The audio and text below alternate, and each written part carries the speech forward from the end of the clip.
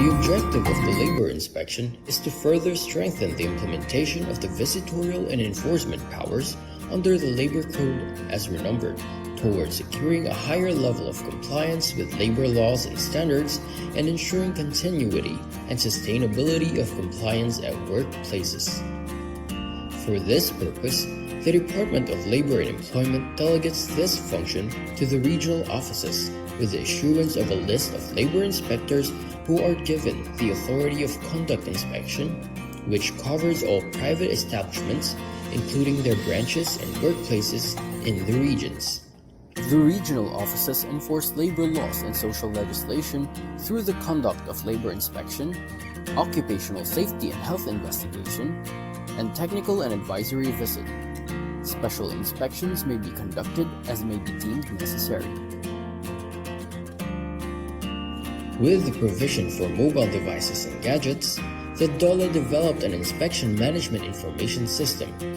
An important feature of the system is data capture and transmittal from the field in real time, as an electronic checklist is filled up through the use of mobile devices and gadgets. Data are instantly available for viewing and processing to generate reports, statistics, and summons, including real-time monitoring of decent work indicators based on the country's decent work profile. The TAV, or Technical and Advisory Visit, aims to provide assistance to the micro-establishments, or establishments that have 1 to 9 employees, to be sustainable, productive, and competitive. It also aims to transition our micro-establishments to the formal economy that is profitable, while also complying with our labor laws and occupational safety and health standards. There are different ways or modalities to avail TAV. First is the online method. Establishments can enroll in the self-paced technical and advisory modules through our learning management system.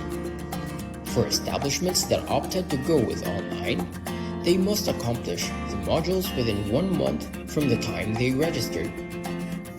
Second is on-site. The DOLE regional, field, and provincial offices conduct on-site or face-to-face orientation for the technical and advisory services, wherein micro-establishments are invited to attend. Third is hybrid setup. Establishments can enroll in on-site sessions and attend virtual meetings or webinars using various online platforms like MS Teams, Viber, Skype, Zoom, or Google Meet.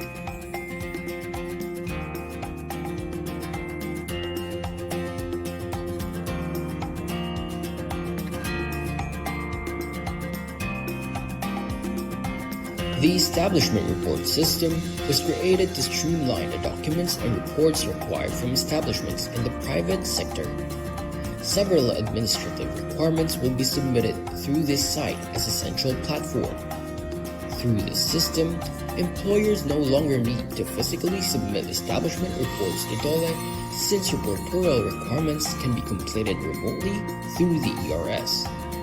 There are various types of report that can be submitted through the establishment report system. These are telecommuting report, job displacement report, flexible work arrangement, 13th month pay compliance report, and employer's work accident or illness report. The establishment report system ensured the safety of employees of DOLE and its clients by minimizing the risk of contracting the COVID-19, since the need for physical contact has been removed in this process.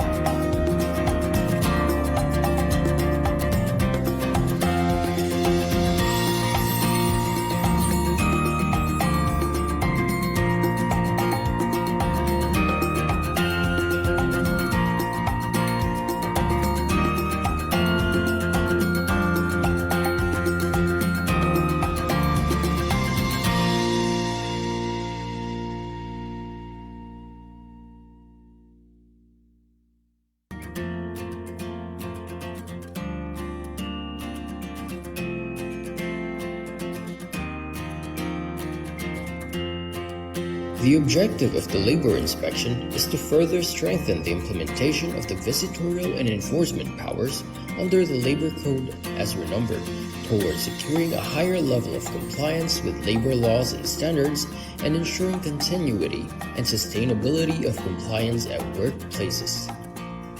For this purpose, the Department of Labor and Employment delegates this function to the regional offices with the issuance of a list of labor inspectors who are given the authority of conduct inspection, which covers all private establishments, including their branches and workplaces in the regions.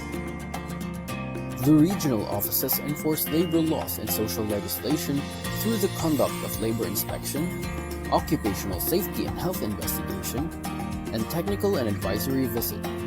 Special inspections may be conducted as may be deemed necessary. With the provision for mobile devices and gadgets, the DOLE developed an inspection management information system. An important feature of the system is data capture and transmittal from the field in real time, as an electronic checklist is filled up through the use of mobile devices and gadgets. Data are instantly available for viewing and processing to generate reports, statistics, and summons, including real-time monitoring of decent work indicators based on the country's decent work profile. The TAV, or Technical and Advisory Visit, aims to provide assistance to the micro-establishments, or establishments that have 1 to 9 employees, to be sustainable, productive, and competitive.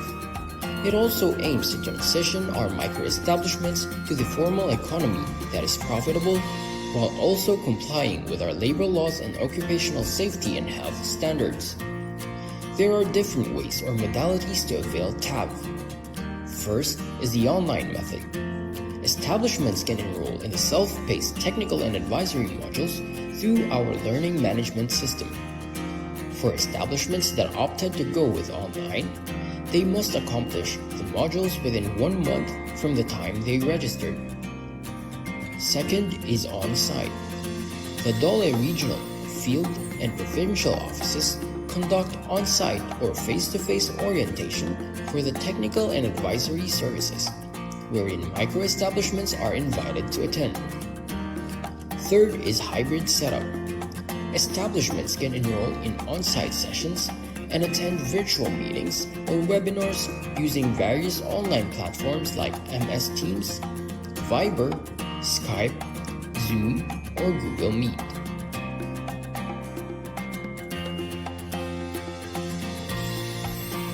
The Establishment Report System was created to streamline the documents and reports required from establishments in the private sector. Several administrative requirements will be submitted through this site as a central platform. Through this system, employers no longer need to physically submit establishment reports to DOLE, since reportorial requirements can be completed remotely through the ERS.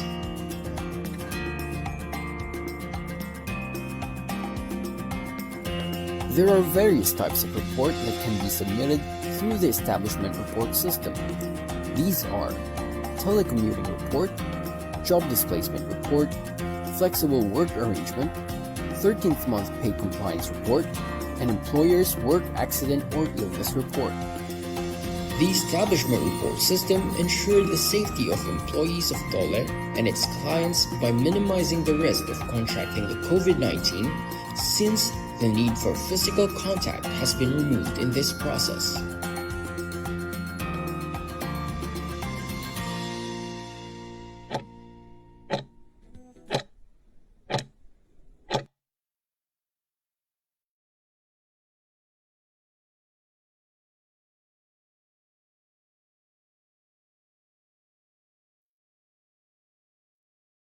Good afternoon, everyone. Welcome to another episode of the Webinar Wednesday by the Department of Labor and Employment's Bureau of Working Conditions. We are now on our Season 2, Episode 20 na po tayo. Our topic for this afternoon is titled Minimum Wage. I am Jovelyn V.S. Guerra, Labor and Employment Officer 3, your moderator for this afternoon's webinar. Before we proceed with the program, let us begin with a prayer.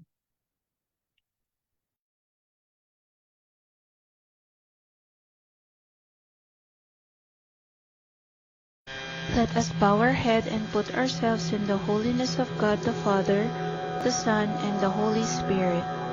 Dear Almighty and ever-loving God, we glorify and thank your name. You have showered us with so much blessings, and your presence continuously remind us of your faithfulness and guidance. May we humbly ask you to shower our speaker today of your greatest inspiration, so that he may share the most of his knowledge, his field of expertise, and to his respective topics. May we also absorb the invaluable knowledge, experiences, and put it into practice that we may learn today. Your infinite blessing would mean the success of this webinar. May we be a living witnesses of your genuine love through the enactment of the knowledge acquired through this activity. We ask this in the name of your Jesus Christ, our Lord and Savior. Amen.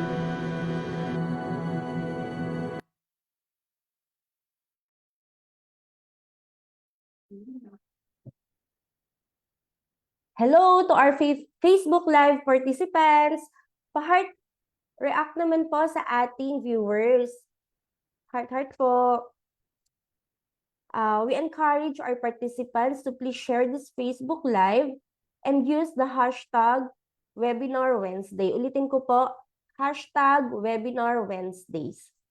You may also share this link with your colleagues, friends, and sa family po natin para mas marami pa pong magkaroon ng bagong kaalaman.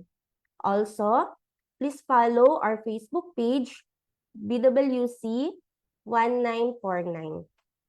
Para maging updated kayo sa issuances, announcements, and activities na inilalabas ng Bureau at ng DOLE. Please be reminded that for questions and inquiries, kindly use the comment section of our Facebook Live and this will be addressed by the resource speaker after po ng ating lecture. So before we proceed sa ating topic, patungkol sa minimum wage, let us know muna kung ano yung function ng Bureau of Working Conditions and ano naman ang mga services and programs meron ng Bureau.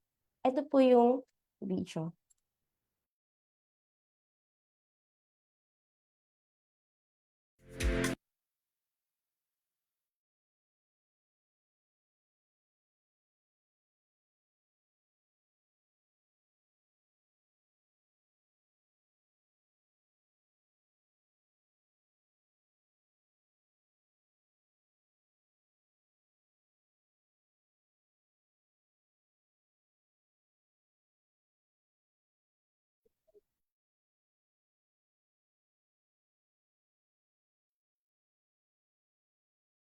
Ayan, while waiting po tayo sa video ng services and programs, meron po ang Bureau of Working Conditions.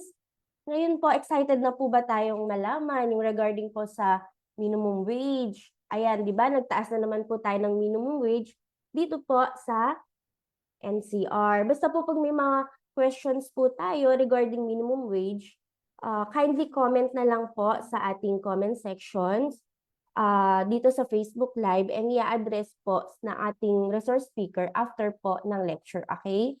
And ito pa, ready na po yung video. Here's the video po.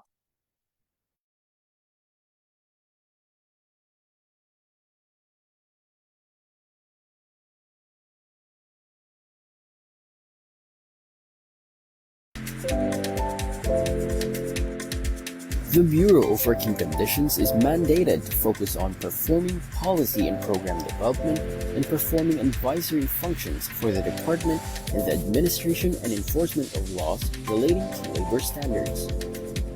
Specifically, the BWC develops and prescribes labor standards and policies, programs, and devices relative to its administration and enforcement. It also exercises technical and functional supervision over the DOLE regional offices as they conduct administration and enforcement activities in their respective regions. The Bureau also conducts research in aid of safety standards, policy programs, measures and device development on labor standards. And lastly, the Bureau provides knowledge and information services on labor standards data, programs, and enforcement activities. There are 5 flagship programs of the Bureau, namely Labor Inspection, Technical and Advisory Visit, Policy and Program Development, Monitoring of programs such as Construction Safety and Health Program, Technical Safety Inspection. And the last flagship program is a Case Management. The Labor Inspection Program ensures that private sector establishments employing workers comply with the general labor standards, occupational safety and health standards, and other social legislations intended to safeguard the rights of workers to just and humane conditions at work. This is in line with the visitorial and enforcement power of the Secretary of Labor and Employment under Articles 128 and 129 of the Labor Code of the Philippines, and it is the flagship program of the BWC for ensuring the continuity and sustainability of compliance in all workplaces. Small, medium, and large establishments under the sector's hazardous work, employing children, construction projects, Philippine-registered ships in domestic shipping, fishing vessels, contracting or subcontracting arrangements, subject of SENA referral, anonymous complaint, and request for inspection, and other establishments as may be determined by the Secretary of Labor and Employment are all covered in the Labor Inspection Program. The Technical and Advisory Visit, or the TAV program, aims to build the capacity of community-based micro-establishments towards sustainable compliance with labor standards. It seeks to facilitate easier access to government programs and services instrumental to addressing their compliance gaps, as well as to provide livelihood assistance and productivity training to further capacitate micro-establishments in improving their business operations. There are various training modules offered in TAV, namely General Labor Standards, Occupational Safety and Health Standards, Child and Family Welfare, Productivity Toolbox, and Visit Checklist and Action Plan. The Technical Safety Inspection is the inspection for the purpose of safety determination of boilers, pressure vessels, internal combustion engines, electrical installations, elevators, hoisting equipments, and other mechanical equipments. The Bureau is also responsible for the development of policies and programs. The Bureau takes the lead in the formulation and assurance of timely and relevant policies, guidelines, and advisories relating to general labor standards, occupational safety and health standards, and other social legislations that promote the rights at work, improve working conditions, and guide employers and workers in the private sector. There are other various programs that are handled by the Bureau of Working Conditions, Construction Safety and Health Program, Review and Evaluation of Technical Plans, Processing of Certificate of Appearance of PMEs and PEEs, Work Alert Reporting, Processing of Certificate of No Pending Case, Disposition of Labor Standard Appealed Cases, General Labor Standards and Occupational Safety and Health Queries and Requests for Inspection-related data, Medical Services or Assistance to DOLE personnel. And the BWC is also a member of various committees like NCACL, IACAT, LI Capacity Building Committee, Safety and Health Committee, Mental Health Program, and many more. The Bureau envisions well-guided employers and workers committed to a safe, healthful, and productive work environment, adaptive to industry trends and developments, and equitably enjoying the gains of joint endeavors.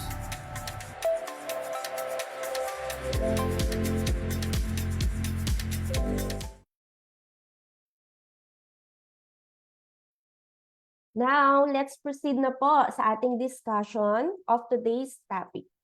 and explain to us more about minimum wage in the private sector. We have a Senior Labor and Employment Officer assigned to the Policy and Program Development Division of the Bureau of Working Conditions of DOLE. She has been in the department for more than 30 years na, and she is highly engaged in policy making. Everyone, I am delighted to introduce our speaker, Ms. Melinda Banaag.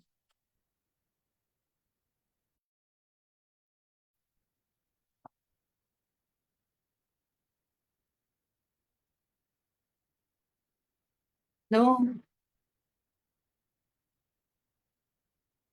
Magandang hapon po sa ating lahat.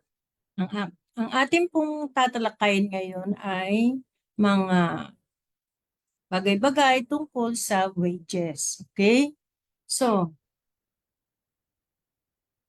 under Republic Act 6727, ito po yung ating basihan on the prescribed minimum wages po. Tulad ng, ito po, ang RA 6727 ang nagmamandate para i-fix ang ating mga minimum wages sa lahat ng region sa Pilipinas. Kung mapapansin, ang NCR ay mas mataas ang minimum wage at ang ibang region ay may kanya-kanya ding minimum wages. So, maaari po nating malaman itong mga kanya-kanyang minimum wages through the National Wages and Productivity Commission.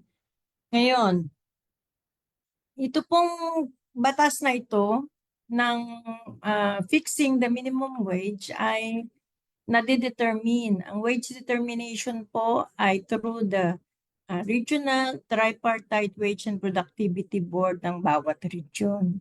So yung sinasabing RTWPB po ang nag-aaral sa mga panukalang pagtaas ng mga sweldo ng ating mga manggagawa. Sa bagong proposal po ng wage increase na maaaring marami na po ang nakakaalam, ito po ay NCR Wage Order Number 25 na nagtatakda ng additional na 35 pesos sa ating kasalukuyang minimum wage na 610 pesos po. So ang effectivity po nito ay sa July 17. Okay? Sa ngayon po, tayo ay nakaka-receive sa NCR ng 610 kada 8 oras ng ating pagtatrabaho. Okay? Excuse me. Okay. So, yung pong ating labor standards, ito po yung mga minimum requirements na piniprescribe ng ating existing laws, rules and regulations relating to wages. Katulad nga po ng tinatalakay natin ngayon. Kung nababalitaan niyo po, ano po ba yung mga labor standards particular to wages, hours of work, and yung mga allowances na dapat din matanggap ng mga empleyado katulad ng COLA, mga ganyan. At yung iba pang mga tungkol sa occupational safety and health na tayong mga manggagawa ay dapat na makatanggap. Okay? So, okay. So, ito na po tayo. Sa ating yung nakaraan po, 610. O ngayon, kasalukuyan tayo, mula nung July 2023, nung pinrescribe ang ating minimum wage, ito ay 610 para sa non-agriculture na mga establishmento. Pero sa ibang kategorya po, katulad ng agriculture, ay mas mababa ng kaunti. Ito po nakalagay 573. Okay? So, ang sinasabi po, kung para sa payment of wages, ang pagbabayad ng pinagtrabahuhan ng mga manggagawa ay hindi lalampas sa 16 days. O ibig sabihin, sila ay makakatanggap ng kanilang sweldo twice a month, 2 weeks ang interval ng kanilang pagtanggap ng sweldo. Okay? Ito po ay napapaloob sa Article 103 hanggang 105 ng ating Labor Code of the Philippines. Kung kaya, dito po binabase kung paano tayo pinapasweldo ng ating mga employer. Okay? So, ang sinasabi doon, ang place ng payment of wages ay usually tatanggap natin sa ating mga pagawaan kung saan tayo nagtatrabaho. Pero sa pangkasalukuyang sitwasyon, tayo ay nakaka-receive na nitong mga sweldo sa ATM. Di ba po? Ine-enroll na tayo ng ating mga employer upang mas madali nating matanggap ang ating sweldo. At ito ay direkta or directly ibinibigay sa ating mga manggagawa. Okay? Diyan po nakapaloob na dapat makatanggap tayo ng at least twice a month. Kaya nga po naririnig natin kung paano pinapasweldo ang mga manggagawa, 15.30, ganyan. 5.25 o 10.25, yan. Kaya ang sinasabi ng batas, twice a month or not exceeding 16 days po tayo. Ngayon,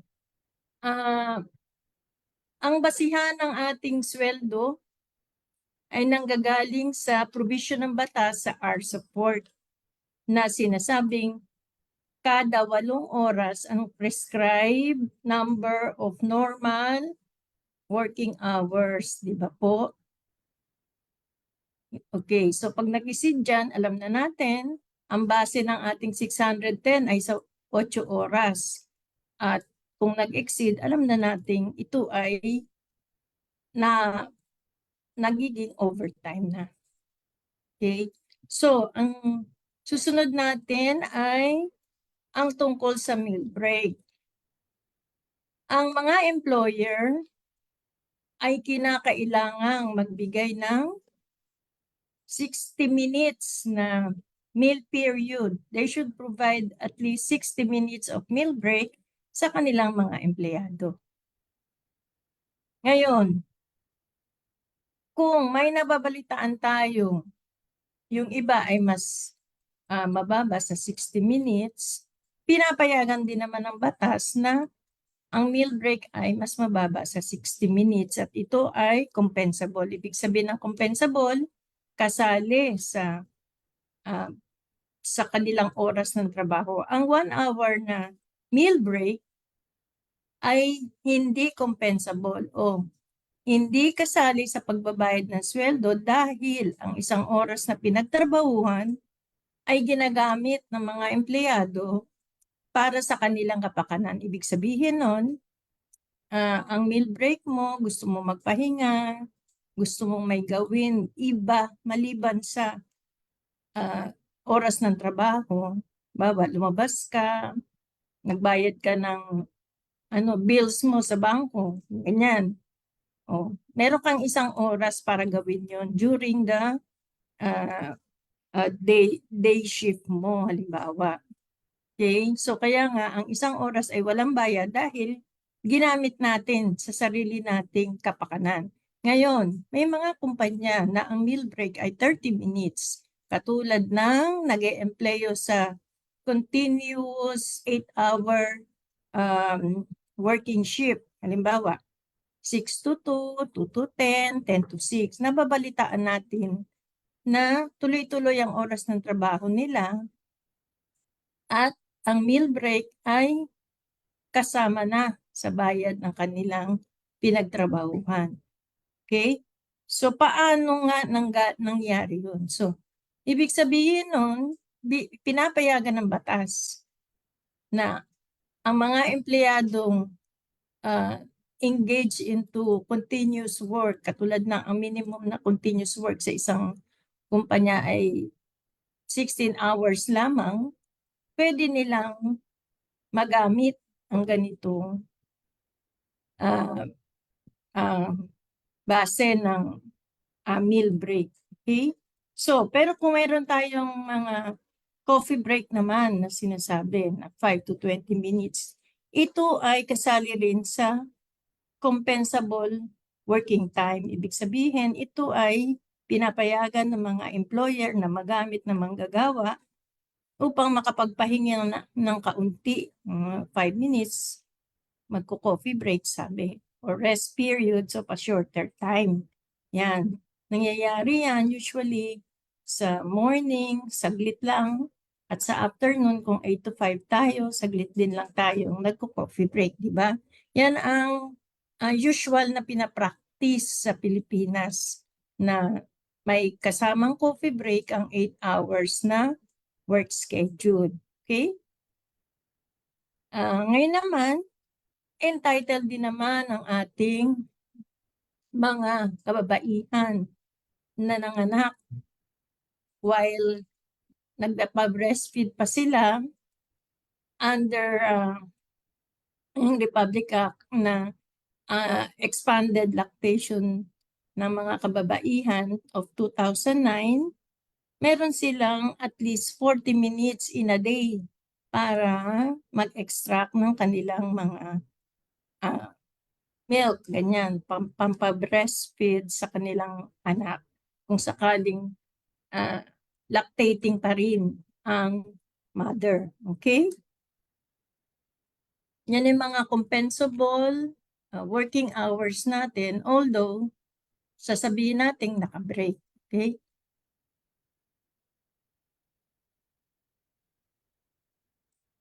Pero naman, mayroong mga compensable working hours naman na nire-require to be on duty, di ba?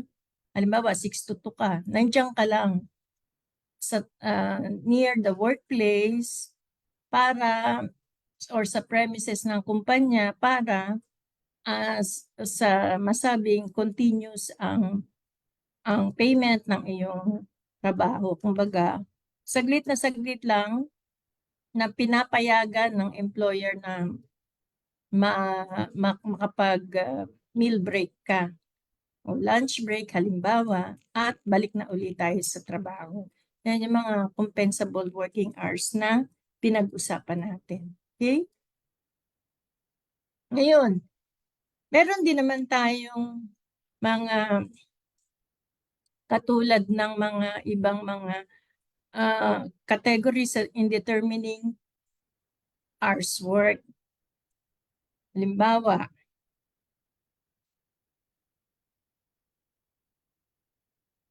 nire-require kasi tayo syempre ng employer natin na mabayaran pero ina-expect din naman niya sa atin na magpe-perform tayo sa oras na ibinigay sa atin. Okay? So, ano-ano ito? Yung mga kung halimbawa ang not compensable ay yung mga rest period na counted when the employee may rest completely, sabi niya, in a workplace or go elsewhere. Ngayon, kung meron namang halimbawa, nagkaroon ng interruption, halimbawa, sa Pilipinas, mayroong mga insidente na nagkaka-brown out, power interruption. While ang mga empleyado ay nag-iintay na mag-resume ng power, sinasama din iyon sa compensable working time. Kasi hindi naman kagustuhan ng empleyado na magkaroon ng power interruption unless na validate na ng mga employer na talagang hindi na mare-restore ang power. So, magkakaroon sila ng company policy na kung talagang mapuputol na yung supply ng electricity, doon na makakat yung kanilang time para sa pag-work, di ba? So, meron din naman tayong instances na mga may baha, katulad ngayon panahon ng tag-ulan, na halimbawa, kung biglang tumaas ang mga tubig sa kalsada at mahihirapan ang ating mga manggagawa na mag-commute, nagkakaroon sila ng company policy. Kung halimbawang hanggang saan lang pwedeng mapayagan sila na magamit yung oras sa trabaho. Ganyan yung ating policy sa pagtingin ng hours of work. Okay? Kung may waiting time naman, sino-sino ba ang mga apektado nitong waiting time? Halimbawa, yung mga driver natin. Sila po ay in-engage to work. Ibig sabihin, habang naka-engage to work sila, habang nag-aantay sila ng sasabihin gagawin nila, sila ay dapat ding makakuha ng karapatang sweldo while waiting for the next instructions. Okay? Halimbawa, may mga driver na may mga time na ibig sabihin yung wala silang ginagawa. Pero halimbawa may delivery, nag-aantay lang. Yung waiting time na yun while hindi pa binibigay instruction to deliver the goods, ay maaaring compensable talaga. Okay? Pero hindi naman sila kinakailangang umalis sa workplace doon upang ma-receive nila yung mga instructions ng kumpanya.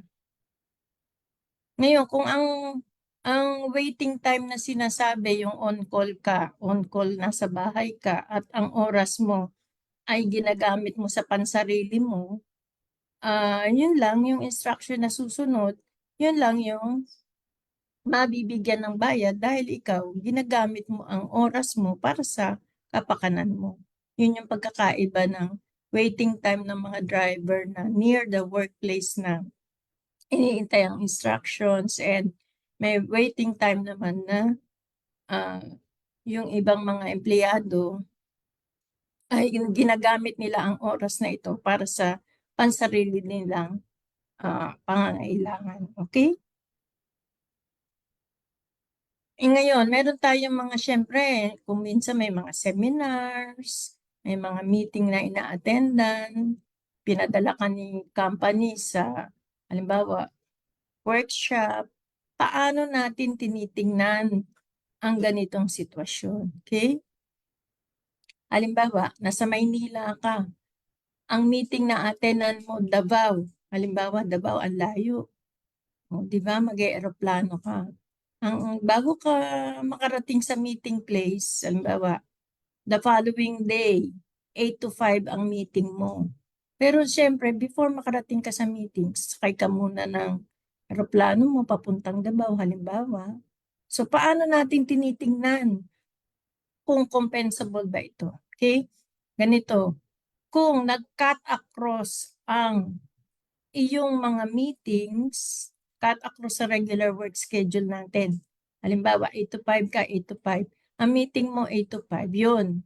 May bayad yun. Pero kung it's beyond the regular work schedule, halimbawa, papunta ka lang sa meeting, hindi natin binibilang yun as compensable working time. Kasi kahit na sa araw ng ating mga pagpasok, meron din naman tayong preparasyon bago pumasok sa opisina. At pagdating sa opisina, doon pa lang nag-i-start ang engagement mo sa trabaho. Sabihin, ang work schedule mo. So doon binabase ang payment ng wages mo. Pero while traveling from and to the office, hindi kasali sa pagbabayad. Ganyan yung mga pag-attend ng mga meetings na katulad din ng pagpasok natin sa ating trabaho, kung saan nag-cut across ang oras ng meetings na ito in your normal work schedule, yun po ang basihan ng ating pagbabayad ng sweldo. Okay? Ngayon, pag-usapan naman natin ang mga paano kinukwenta ang sweldo na natatanggap natin. Okay? So, meron tayong naririnig monthly rate employee, daily rate employee. O paano yun? Pero parehong natatanggap ang sweldo ng 1530. Diba? Kunyari, sasabihin mo, monthly po ako eh. 1530 po ako sumusweldo. Ano ang pagkakaiba ng monthly sa daily? Pero parehong 1530. Okay? So, ganito. Ang monthly rate employee ay ang mga empleyadong binabayaran sa kanilang trabaho ng 30 days per month. Ibig sabihin nun, lahat ng araw sa loob na isang taon or kung monthly paid na sinasabi, 30 days in a month ay considered paid. Ibig sabihin, whether naka-rest day ka, naka-holiday ka, or kung ano man yun na merong katulad ng biglang pinoproclaim na na special non-working holiday, di ba? Na hindi naman kasama sa notice na 8 na non-special non-working holiday at nadagdagan na po proclaim. Kasama na po yun sa sweldo ng mga empleyadong tumatanggap ng monthly rate. Okay? So ano ang factor ng monthly rate? Ito ay 365. So paano kukunin ang daily rate mo kung ikaw ay binigyan ng kontrato being a monthly paid employee? So ito po ang formula natin para malaman natin kung magkano ang daily rate natin kung sinabing 25,000 ka monthly, halimbawa, 30,000, mas madali. So, 30,000 ka monthly. Doon po sa EEMR or Estimated Equivalent Monthly Rate, doon natin ilalagay yung 30,000. So, ibig sabihin, para makuha mo yung daily rate, di ba po, 365 yun.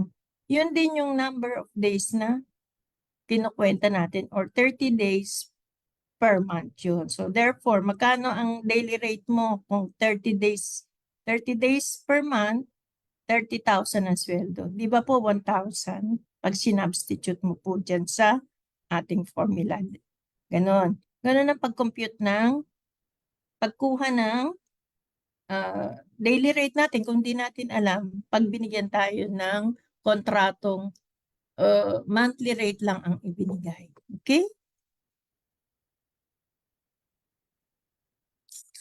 Kung halimbawa naman, ikaw ay empleyado na may rest day na isang araw. Halimbawa, Monday to Saturday ang pasok mo at ang linggo mo ay rest day mo, subalit ang rest day ay hindi kasama sa bayad. Ibig sabihin, meron kang 6 days per week na araw ng pasok. Pag kinuha natin sa kalendaryo ang number of Sundays or rest days, ito ay 52 days. 52 days per year ang ibabawas natin sa 365. Kung kaya't nagiging 313 ang factor na natitira, including, ayan po yung factor natin. Yung 313, it includes the 12 regular holidays and the 8 special non-working days. So, ang natira na lang na araw ng pagtatrabaho ay 293.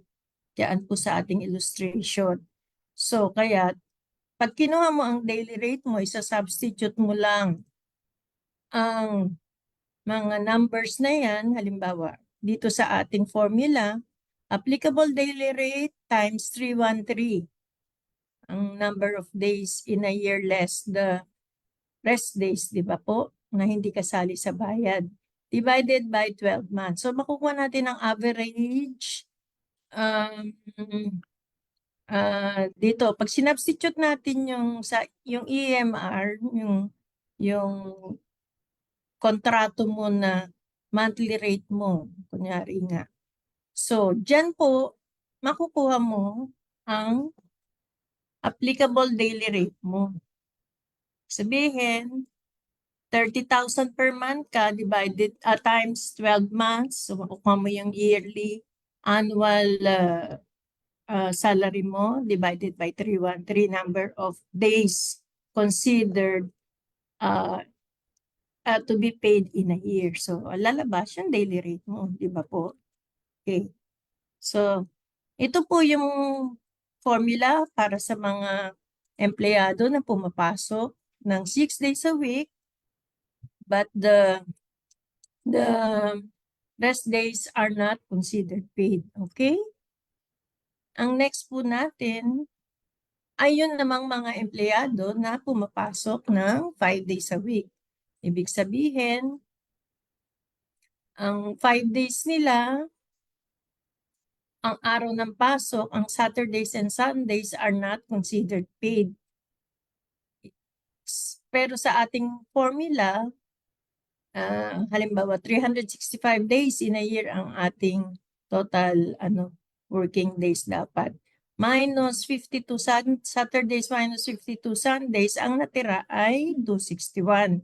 Kaya naka-arrive tayo sa factor na 261 dahil ang Sabado at Linggo or 2 days in a week are not considered paid. 2 days in a week, okay?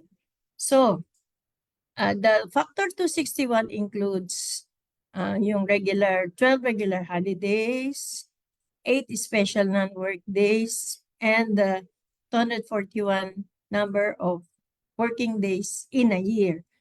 Yung 261 na para sa 5 working days ang pasok ng empleyado. At 2 days na hindi kasama sa bayad na rest days. Okay?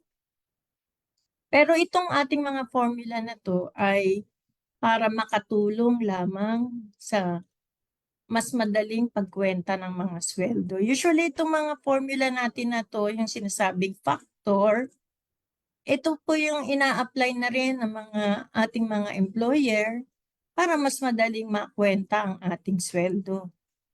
Yan.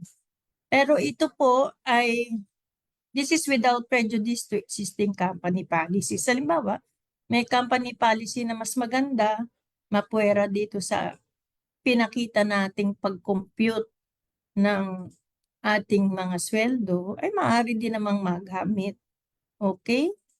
Yan. Basta ang ito po, recommended lamang at maaari namang maggawa ang mga employer ng sarili nilang formula sa pag-compute ng sweldo ng mga tao. Basta tatandaan lang po natin dito, ang mga sweldo ng mga manggagawa ay base dapat sa lahat ng araw ng kanyang pinasok at sa 12 regular holidays. Yun po ang minimum requirements of the existing law na mabayaran ang mga manggagawa sa lahat ng araw ng kanyang pinasok together with the 12 regular holidays with parang requirements yan. Ganyan. Ngayon, yung special non-working day, alam naman natin ito sa mga daily paid employees na ito ay no work, no pay, di ba po? Yung 8 na yan. So, pero kami po sa Department of Labor and Employment ay naglalabas ng mga labor advisories on the treatment of mga special non-working days, regular holidays, kung sakaling pumasok ka ng regular holiday, paano ang kwenta ng sweldo? Kung pinapasok ka ng special non-working day, halimbawa, paano ang karagdagang sweldo? Ganyan. Kaya patuloy po kami sa pagbuo ng mga guidelines na makakatulong sa inyo sa pagkwenta ng mga dapat na matanggap na sweldo. Okay? Ito po yung mga sample ng computation po ng kung tayo gumagamit ng factor. Halimbawa, 610 tayo, at ikaw ay gumamit ng factor na 365, meaning monthly paid employee ka, all days of the year are paid. O yan, ganyan. Ganyan yung sample ng pag-compute. Okay?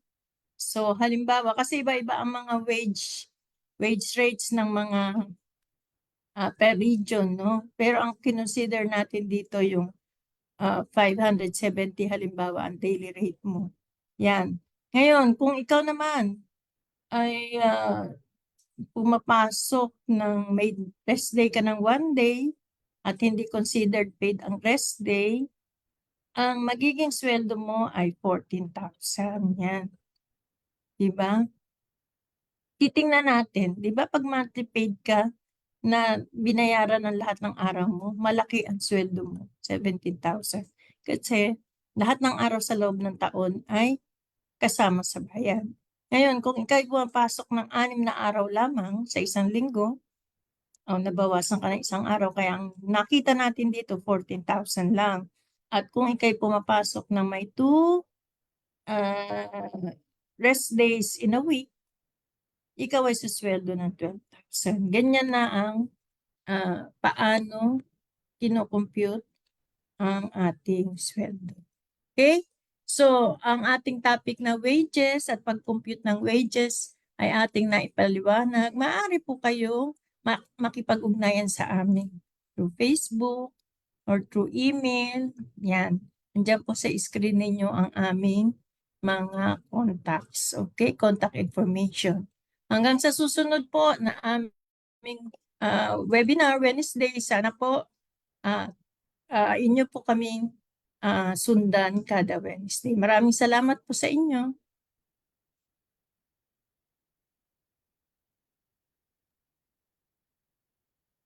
Yan.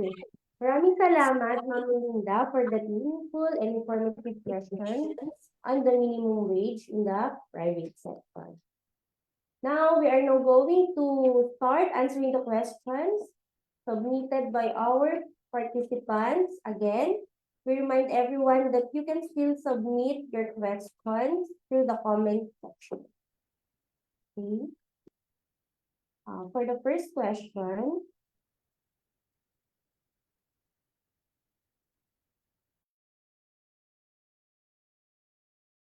okay. First question, Ma'am Melinda. Kailan ang effectivity date ng new minimum wage increase sa NCR?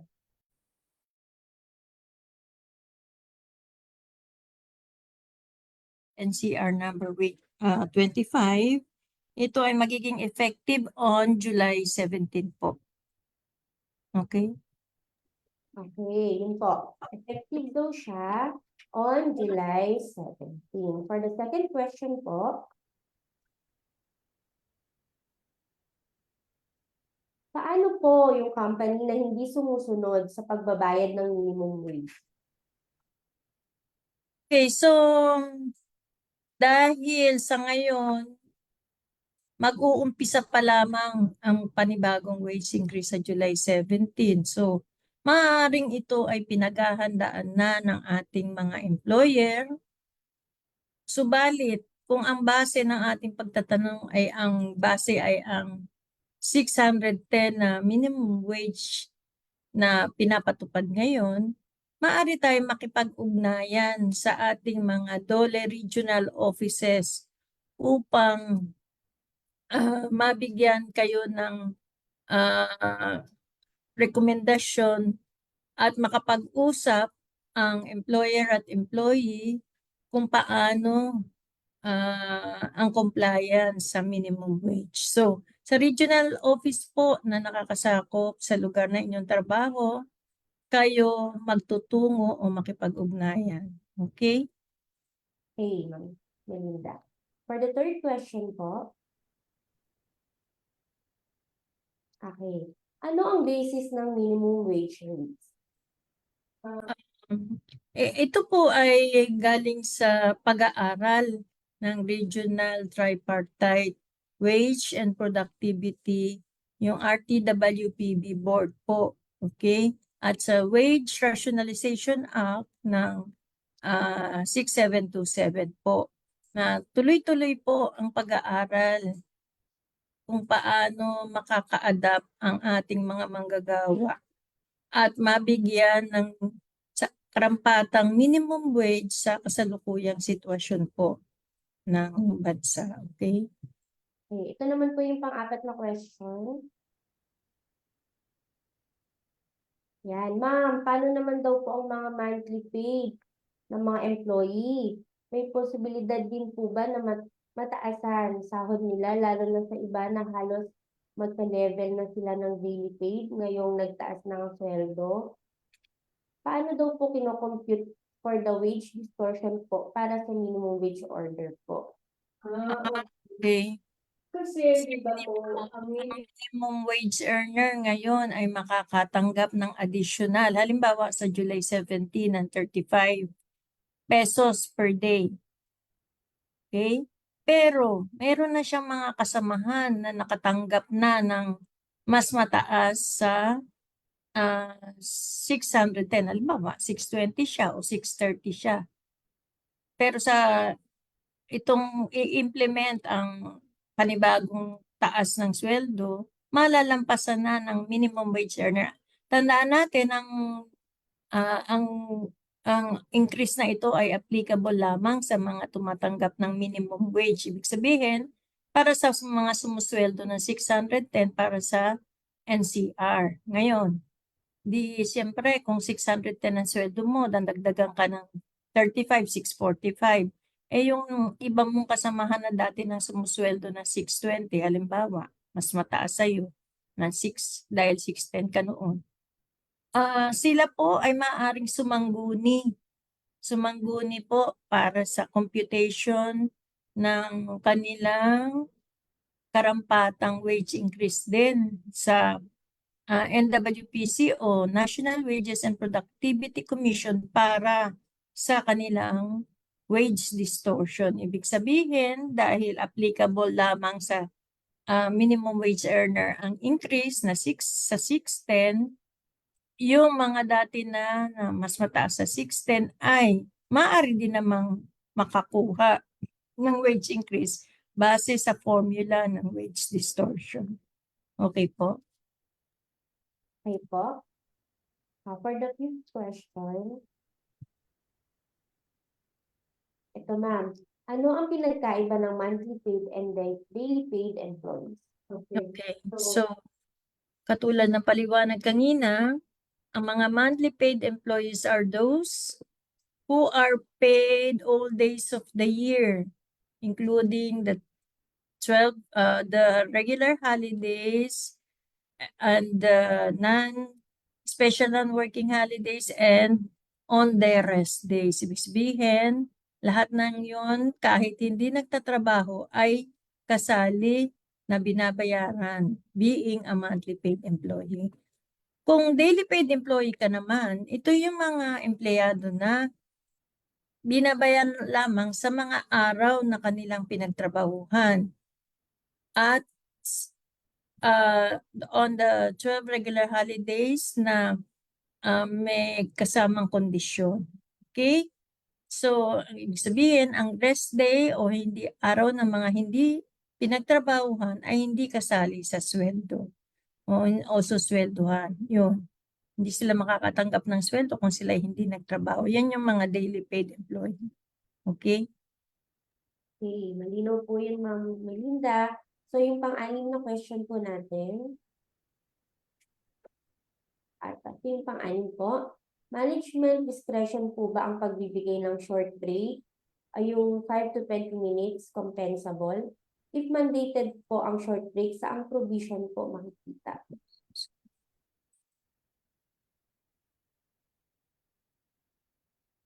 Ito po ay nasa ating Labor Code of the Philippines. Sa Book 3 po ng Labor Code, matatagpuan po natin ang provision para sa mid-breaks. Okay?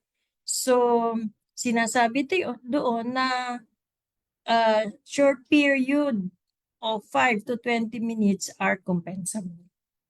Okay? Okay po. Okay, last na po itong question natin, ma'am. Saan ba yun?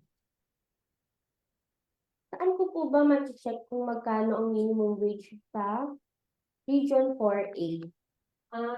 Maaari po tayong makipag-ugnayan sa National Wages and Productivity Commission po, NWPC, or sa website po nila sa nwpc.dole.gov.ph, makikita po natin yung mga prescribed minimum wage sa lahat ng region, including 4A. Okay? Po. Yan, marami pa tayong questions, but these will be answered by our social media team. Please check the comment section. Sinasagot po ng makasamahan natin ang iyong mga tanong. So, sa mga hindi naka-join o nakapanood ng ating episode today, pwede po nating panoorin muli ang live stream sa BWC Facebook page. Some announcement lang po. Ang BWC ay patuloy na nagpapalabas ng webinar Wednesdays para sa buwan ng July. So, next week po, July 17, episode 21 po tayo. Ang ating topic ay employment documents. Okay, thank you everyone for attending today's webinar. We hope that today's topic has equipped you with the knowledge and tools to assist in complying with labor standards. And we would like to thank our speaker for this afternoon, Ms. Banaag, for taking time to share your knowledge and expertise, and the BWC team who provided us the answers, assistance, and support for today's episode and the previous episodes. If you have further questions po, you may send us an email at bwc.dole.gov.ph. Uulitin ko po, small caps lang po, ask@bwc.dole.gov.ph. Or you may call the Dole hotline, just dial 1349. So, ang aming Dole hotline is 1349. Lastly po, please follow our page, BWC 1949, para maging updated po tayo sa iba't ibang issuances, announcements, and activities na inilalabas po ng Bureau at ng DOLE. Okay, thank you for joining us today. Have a great and safe day.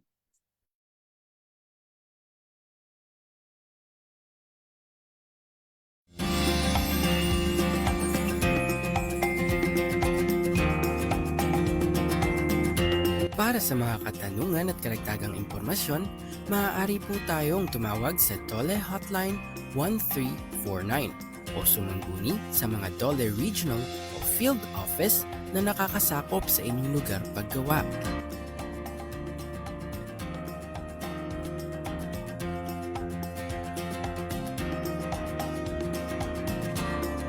Thank you.